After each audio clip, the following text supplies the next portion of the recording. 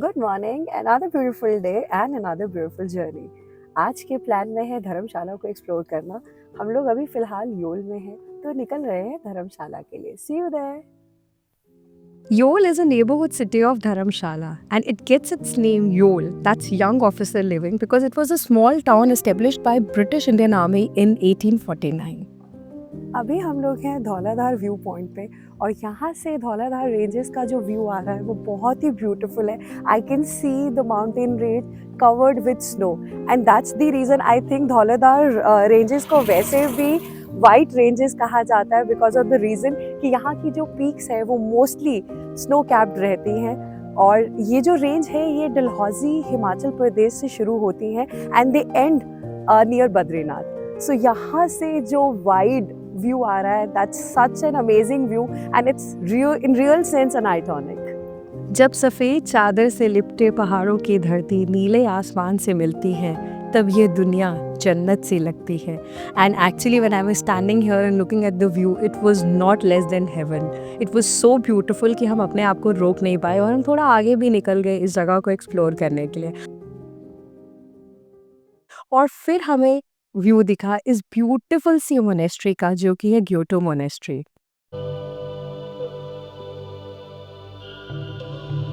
तांत्रिक मोनेस्ट्री है और यहाँ पे खूब सारे स्टूडेंट्स भी यहाँ पे पढ़ते हैं। हाँ। बिकॉज मैंने थोड़ा सा रीड किया था तो उसमें ये लिखा था।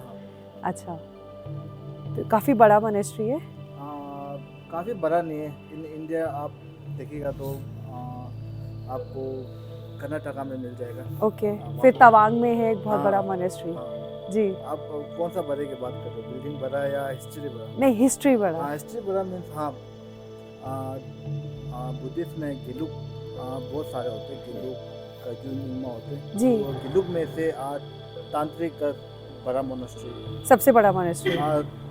दो ही मोनेस्ट्री है, एक साउथ में एक अच्छा, यहाँ पे नॉर्थ है। में। जी जी तो जी। नॉर्थ में सबसे बड़ा ये है। अरे वाह, अच्छा जी। ग्योटो, हाँ तो ग्योटो, ठीक है, थैंक यू, शुक्रिया। It is one of the most prominent monastery specialising इन तांत्रिक मेडिटेशन।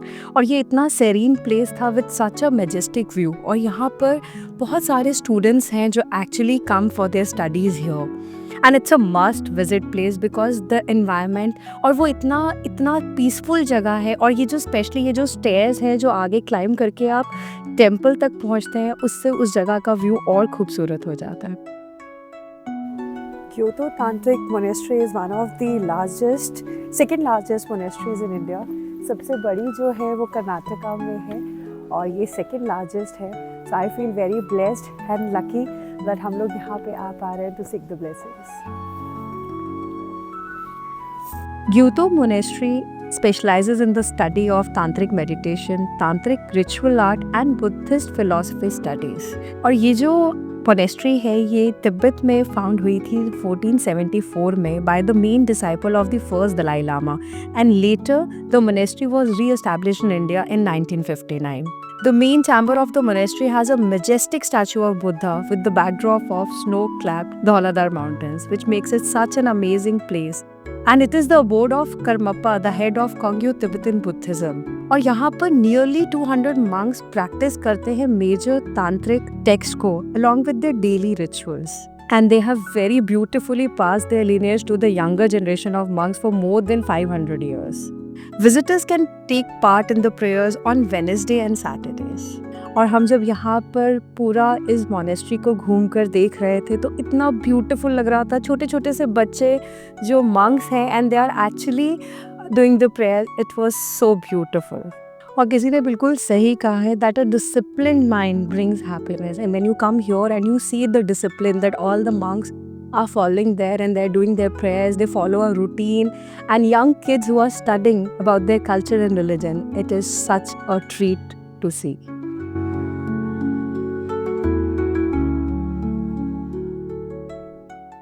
अब हम निकल गए अपनी नेक्स्ट डेस्टिनेशन के लिए, जो कि है धर्मशाला। धर्मशाला जो है वो विंटर कैपिटल है of northern state of Himachal प्रदेश।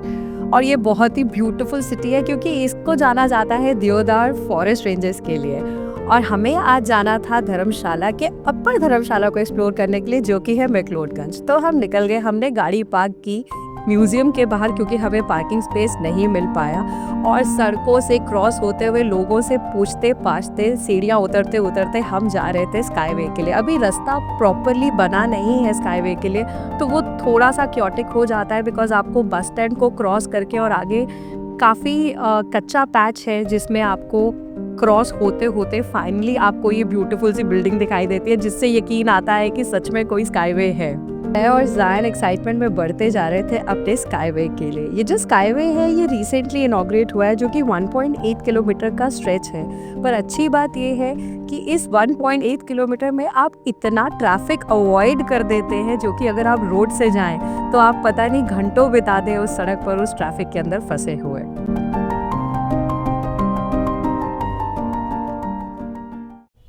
अभी हम लोग हैं स्काई वॉक धर्मशाला में। It's such an amazing experience because इससे पहले ये यहाँ पे नहीं था और हम लोग फर्स्ट टाइम एवर ये एक्सपीरियंस कर रहे हैं। और ये टोटल राइड जो है ये 12 मिनट के करीब की है जिसके लिए पर पर्सन वी हैव पेड 700। और बहुत ही अमेजिंग लग रहा है, बहुत ही कंफर्टेबल, बहुत ही नीट और बहुत बढ़िया एक्सपीरियंस है। जायन इज सुपर एक्साइटेड। ये करने का रीज़न भी जायन ही है क्योंकि कल हमने मैक्लोडगंज घूम लिया था but today we wanted to experience this, तो हमने स्पेशली गाड़ी धर्मशाला में पार्क की और अभी हम मैक्लोडगंज जाएंगे और वापस भी इसी से आएंगे। So we are super excited. Dharamshala जो है वो 2 हिस्सों में बटा हुआ है जो कि है लोअर और अपर। लोअर जो है वो नॉर्मल बेसिक सिटी है जिसकी हसल बसल तो हर सिटी की तरह है।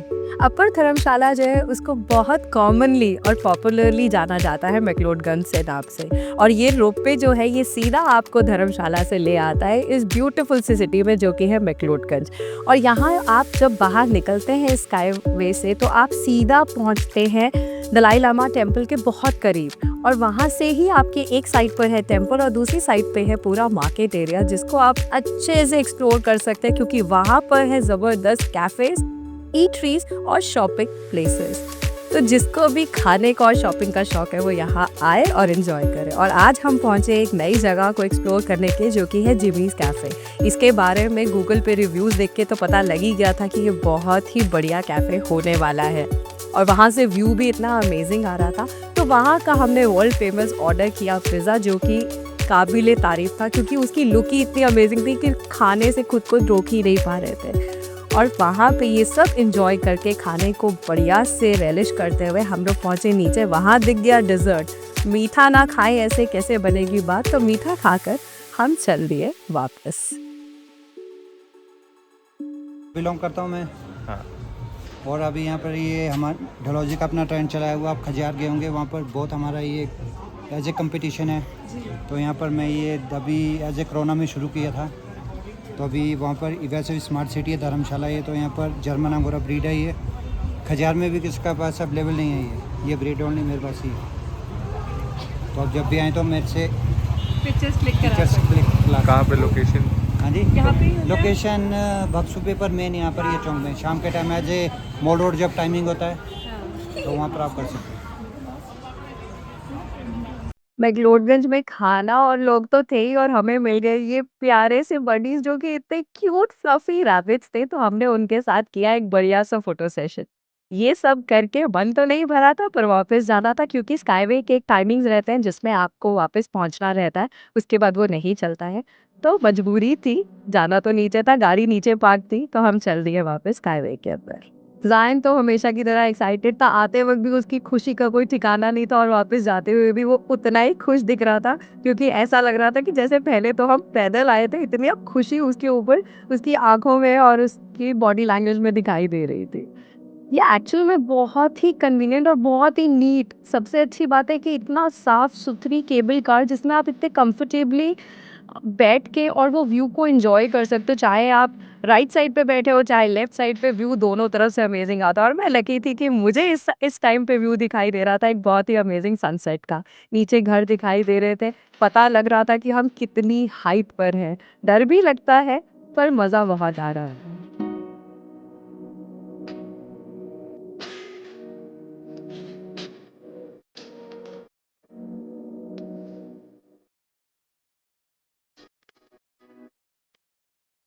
और मुझे नहीं लगता है कि ये हैंगओवर मेरा ख़त्म होने वाला है। इसके बाद जब भी मैं आँखें बंद करूँ आज के दिन पे तो मुझे ये ही ब्यूटीफुल सीन दिखाई देने वाला है। और हम पहुँच गए नीचे। यहाँ से रास्ता थोड़ा मुश्किल था, पर पहले सोचा कि एक ब्रेथ टेकिंग व्यू को और थोड़ा-सा एन्जॉय कर लें। फिर हमने की अपनी पद यात्रा शुरू। रास्ता तो मैंने पहले भी बताया कि थोड़ा-सा डरावना है क्योंकि अभी रास्ता बना नहीं है। तो हम सीढ़ियाँ चढ़ते-चढ़ते पहुँच गए ऊपर। हमने अपनी गाड़ी म्यूज़ियम में पार्क की थी तो वहाँ से हमने गाड़ी उठाई और फिर हम पहुँचे इस बढ़िया से कैफ़े पे। डिनर टाइम हो चुका था तो सोचा एक और जगह को एक्सप्लोर किया जाए। ये एक बहुत ही अमेजिंग कैफ़े है जो कि योल में है और यहाँ का डेकोर देख के मुझे इतना मज़ा आया क्योंकि इतना बढ़िया कलर स्कीम और इतनी बढ़िया क्रॉकरी और कटलरी थी जो काबिले तारीफ़ थी और बहुत ही वेल केप्ट छोटा सा कैफ़े है जो बाहर से देख के नहीं लगता है कि इतना बढ़िया होगा but let me tell you the food was amazing the kind of platters they have were actually very good और ये था हमारा एक प्यारा सा दिन सी यू